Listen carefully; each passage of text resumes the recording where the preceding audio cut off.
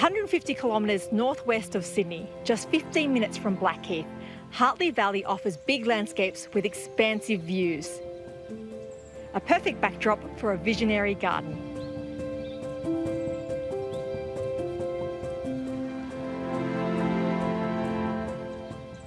Fittingly, it's home to Highfield Gardens, an ambitious 3-hectare, 10-year-old project filled with collector plants.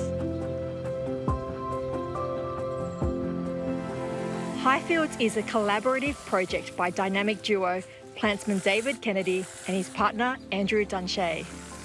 David works part-time in horticulture.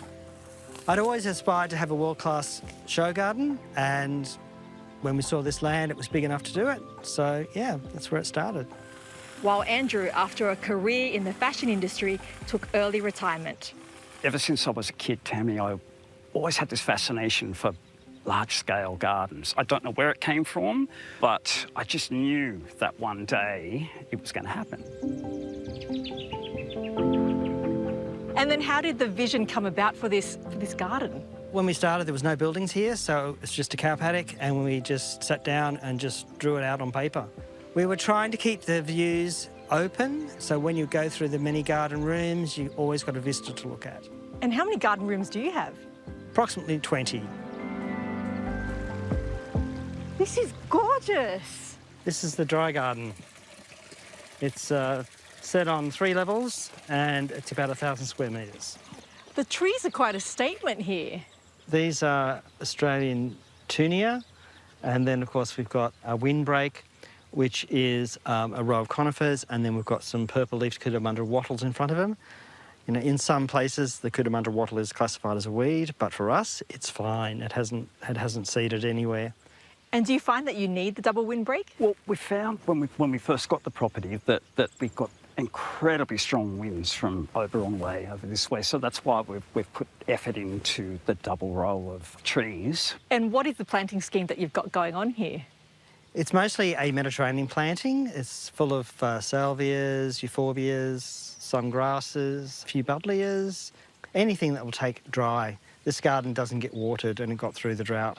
Yeah, wow. It has to survive. It's either survive, thrive, or die.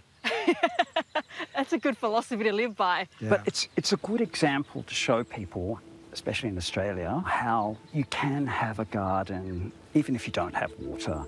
Do you have any favourites in this garden? Yeah, probably the bearded iris. They do quite well up here. I love these paths and the walls and the stairs. Thank you. Yeah, we've made all these walls and stairs ourselves. The pair sourced the stone on site, and the Parts Blue stone is from neighbouring Oberon.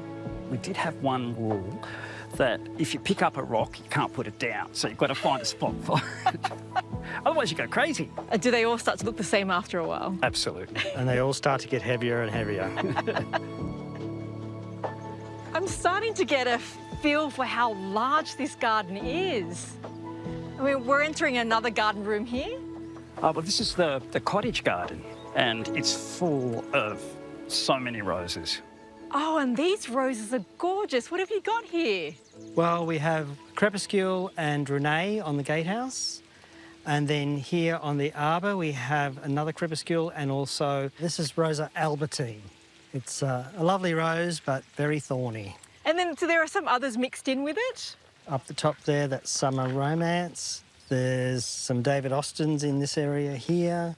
And we've also got another rose here, which is called Complicata. Fragrant and wild, David favours old-fashioned roses over hybrid teas for their form and relaxed growth. I never used to like roses. I used to hate them. And now I've got like over 800 varieties. They grew on me. David, are there any standout roses? Yes, I'd have to say probably Silver Ghost. It's a modern rose, and it's got very clean foliage. I don't prune it very much, so it's big and it's got lots and lots of single white flowers. It's just a stunner. And so who does most of the pruning here? Well, it's shared between the two of us. Yes, I get all the horrible jobs that he doesn't want and end up with the thorns in my head and my back, but it's so worth it. The end results are just amazing. It's a form of torture. Shall we see more of the garden? Sure.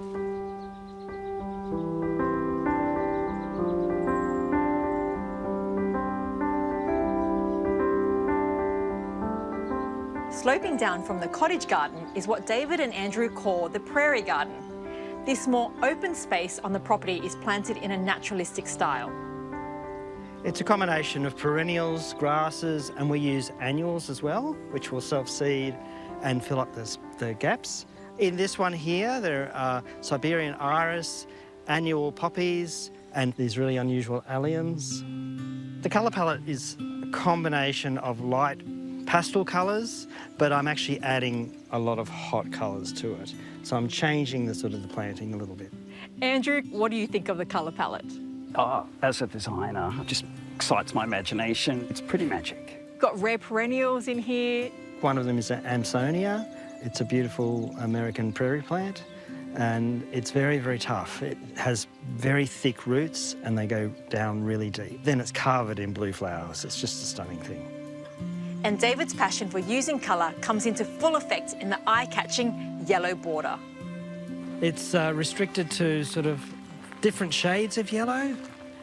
Includes iris, geums, shrubs as well with yellow foliage. Not everyone likes yellow, because a lot of people don't. Mind you, you're wearing this beautiful dress and it's yellow. Well, I'm the exception then. This border is going to get slightly changed because I'm adding orange and red to it to give it a bit more zing. That's part of gardening. I just love to change things. And what was the soil like here? Absolute rubbish. It was like concrete. We were using a crowbar to plant some of the trees. We had to actually get big graders in to rip the soil up so we could actually start to work with it, and David could start to build the soil up. Every time I planted something, I would put a mixture of gypsum, compost and cow manure. Unfortunately, the cow manure, it does contain weeds, so it did cause me more problems than probably it was worth. But then I would use wetting agent to water the plants in and a seaweed-based type fertiliser. How much time is spent weeding? I would say at least probably 50 to 60%. 100% of my time, that's for sure. It's another one of those jobs that David loves to give me. Is this another form of torture? Yep, sure is. Situated at the lowest point of the property is the water garden. I've got all my galanthus collection in here, plus trilliums and epimediums, all sorts of things. This serene area comprises a series of ponds with water iris, water lilies, Japanese maples, conifers, Ito peonies and yellow flag iris.